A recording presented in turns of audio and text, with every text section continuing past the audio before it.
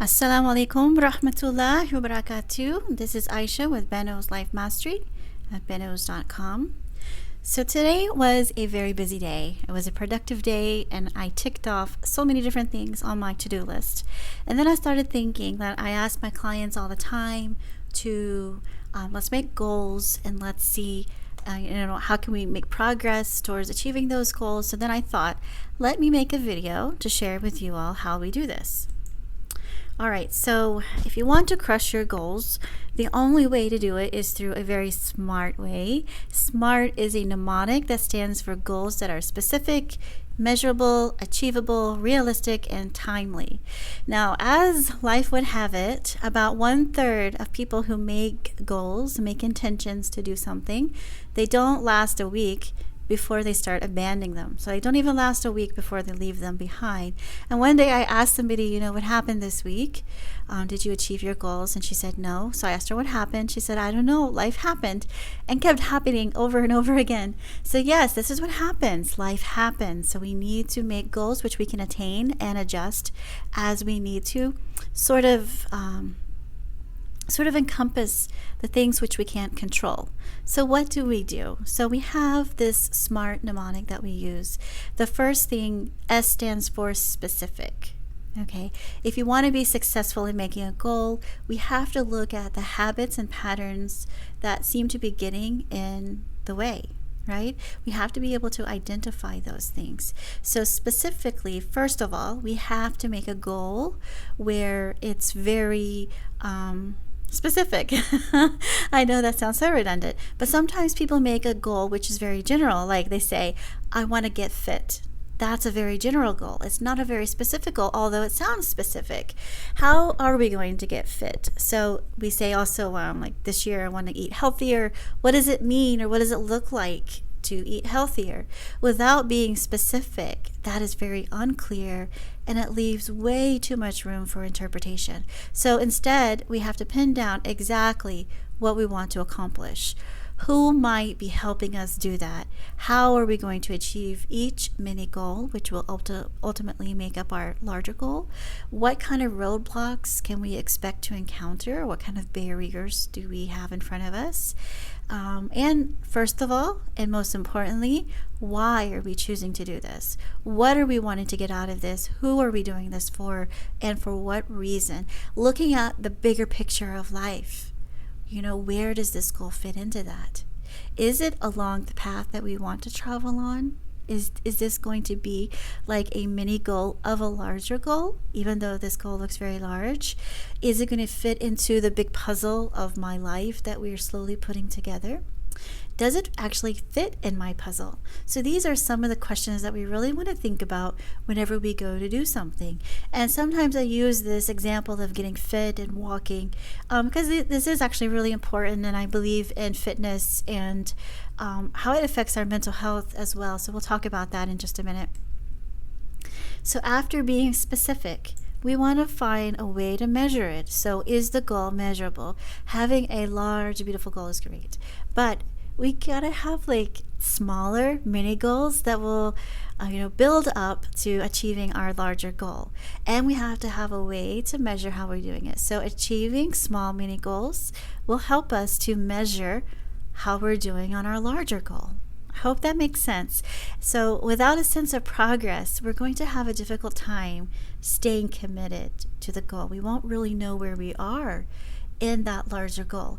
There's a reason why, in America, we have mile markers. The reason why there are mile markers is because people need to know where they are, right? If you're going to get stuck somewhere, broken down somewhere, we need to be able to see where we are in the process, on the route, on our journey, right? We need to be able to say, I'm here and I'm stuck. How do I get unstuck so I can get to the next mile marker, and ultimately reach my goal, my destination? Okay, so we need to have an understanding of progress, what that looks like, so that we can use that to measure how we're doing in our goal. Okay, the next is A for achievable. So if we set goals which are out of our reach, That is the best way to sabotage yourself. Okay, if we tell ourselves, for example, okay, I am never going to eat dessert ever again in my life, well, how actually achievable and attainable is that? Or we might say, I'm going to go to the gym, I'm going to go every day, I'm going to spend 3 hours every day in the gym. How likely is that? How attainable is that? Or if we say, if I don't go to the gym 6 days this week, then I'm not going to go at all. It's like an either all or situation, which won't work for us either. So it's better if we allow ourselves some slack whenever we're thinking about how we can achieve and make goals reasonable enough that we can accomplish them. So for example, how we might rephrase our goal is like, instead of having a sugary dessert, I'm going to have a bowl of strawberries and some Greek yogurt. That's more specific. It's also very attainable. Okay, this is something that we can do. This is a small change. Instead of eating a big chocolate cake, we can have some strawberries with some yogurt, for example, or nuts, or whatever healthier thing we want to put in there, right? And then we won't feel deprived, yet we have satisfied our craving for something sweet. And not giving in to that trigger will make us even stronger, inshallah. Okay, the next is R. R for realistic. In some SMART goal setting, this is also called relevant. So we need to know ourselves. We need to know our limitations. We need to know what we're capable of. And so we want to work within that frame of mind of what we're capable of. Now, we're actually more capable of what we give credit to, but we don't want to overshoot. We can always adjust and make new goals as we achieve smaller goals if we want to keep going. For example, if we're a person who doesn't say the 5 farais, right? So we wouldn't want to, say, okay, starting today or starting tomorrow, I'm going to say all of my faraid, I'm going to say all of my sunan, I'm going to say all of the nawafil that I can think of, and then I'm going to pray some extra rakats, and I'm going to keep this up for, I'm going to make this my habit. Okay, so that might not be realistic. All right, it might be too much. That's a great goal nonetheless. However, let's start with a smaller goal, like let's start with saying our faraid. Let's master that. Let's make that a habit. Let's start with faraid. Let's make it easier on ourselves. Yes, we are enough as we are right now, but we need to slowly increase to become better. So start with smaller and then just become better very slowly. Have a bigger vision, no problem. Have a bigger vision, but be realistic about where we are right now. That's all I'm saying. Okay, so the last is timely.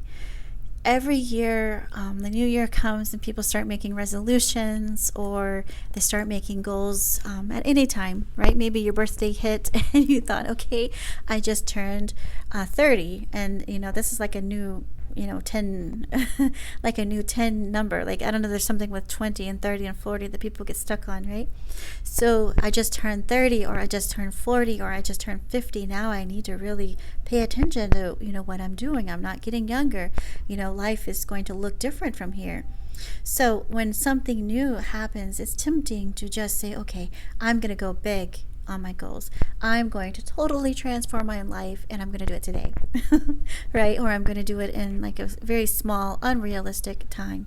So we need to be generous with how much time we give ourselves. Okay?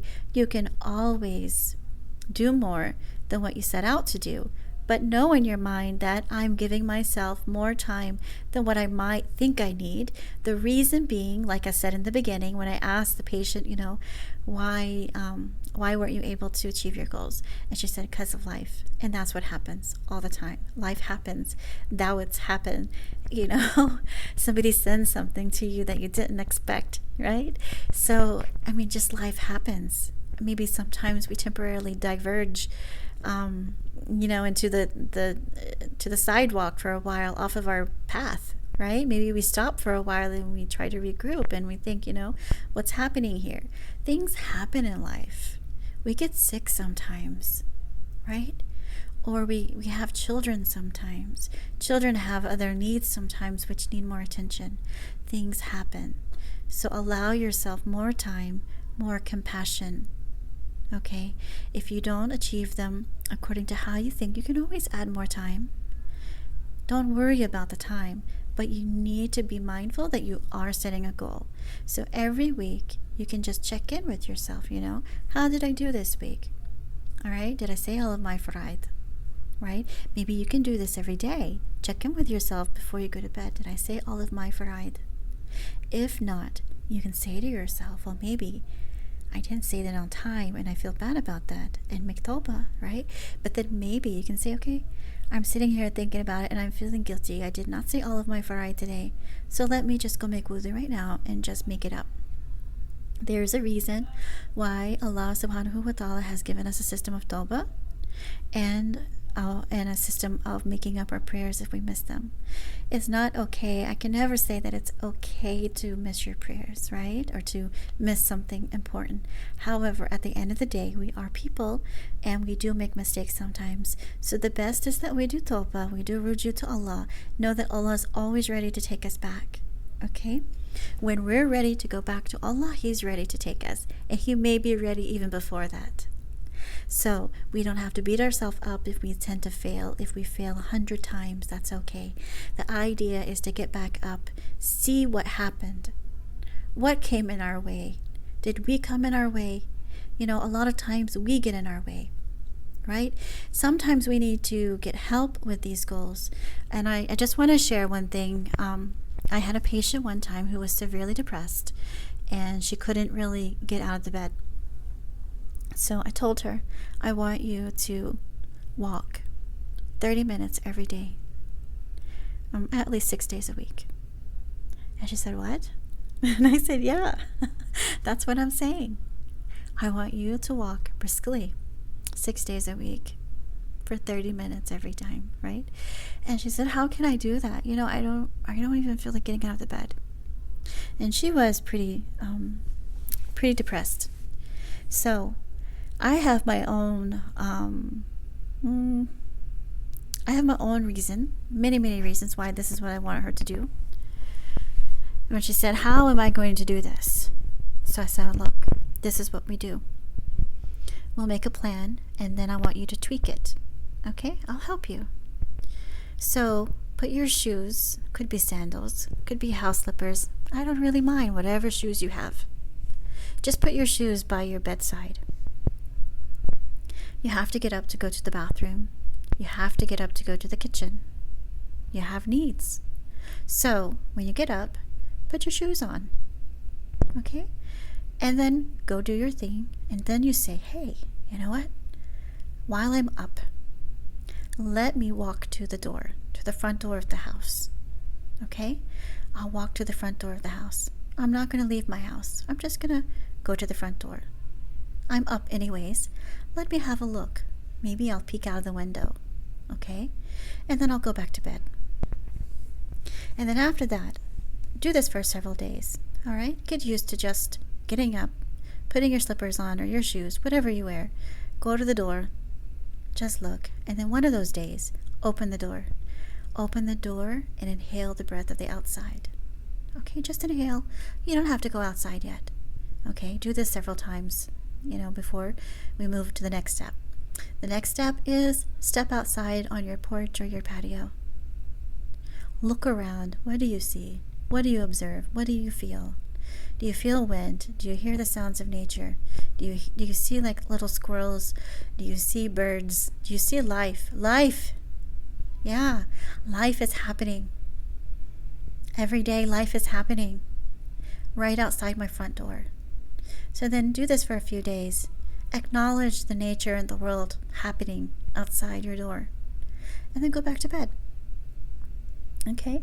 And then a couple of times of this, and then one day, after seeing, yes, life is happening, all right, take a step down off of your porch, go to the middle of your lawn, and just stand there. Don't care what anybody says if anybody sees you. It doesn't matter what anybody says to you. Okay? It's none of their business, to put it very bluntly. Okay? Nobody cares about what other people think of us. We are trying. We are making effort. Whatever we're doing is worth it. We are worth it. Life is worth it. Okay?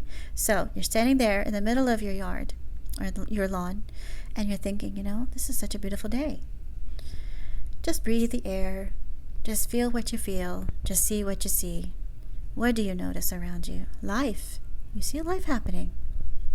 All right, then walk back inside your house. Do this several times, but do this every day. Just the same thing you do every day.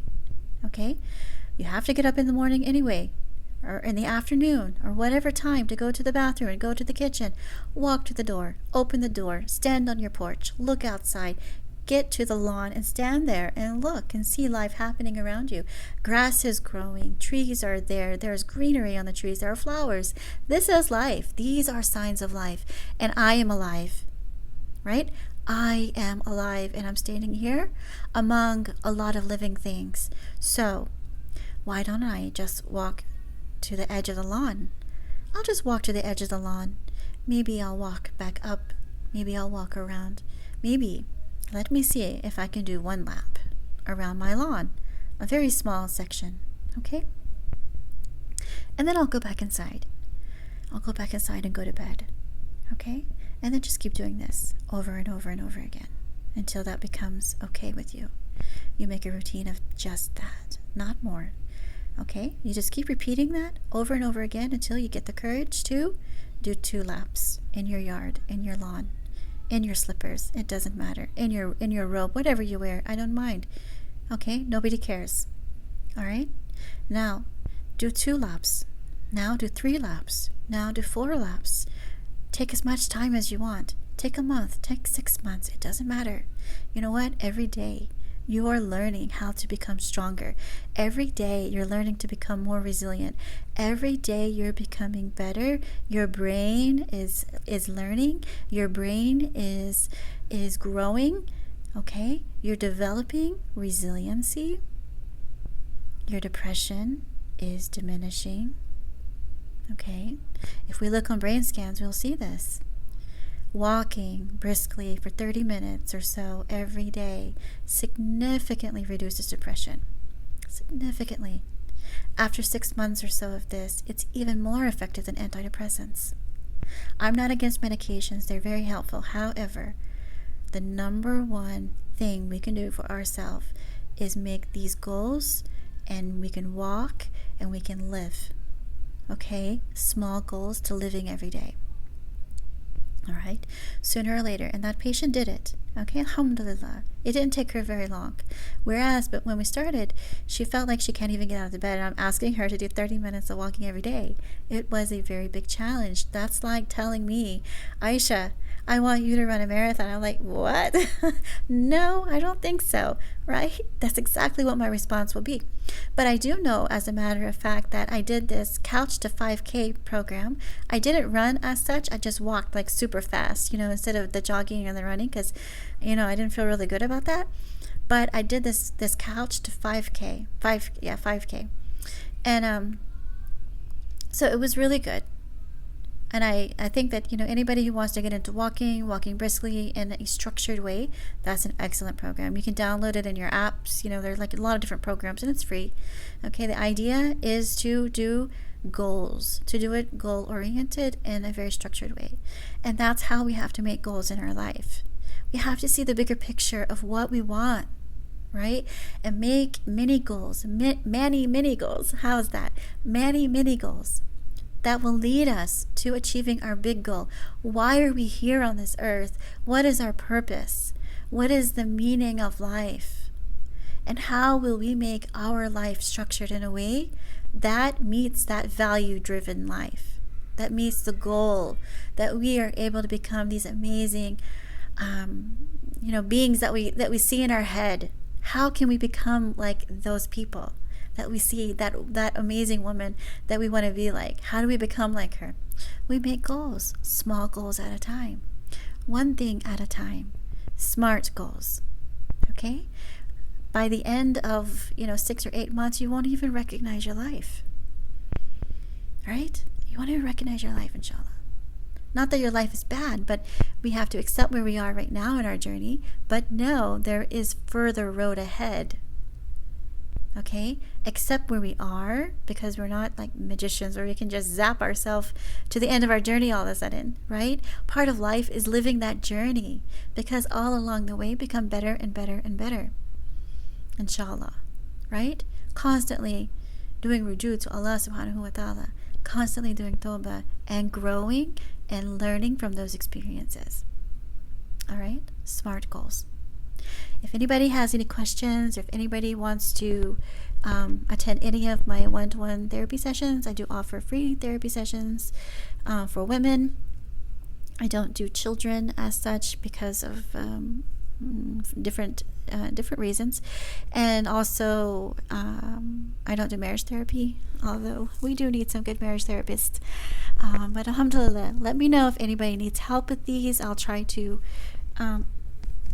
put a link in the video description where you can find some resources related to SMART goals and anything that might help you. I wish you well. Stay well. May Allah subhanahu wa ta'ala bless you all very abundantly and put barakah in your lives. Ameen.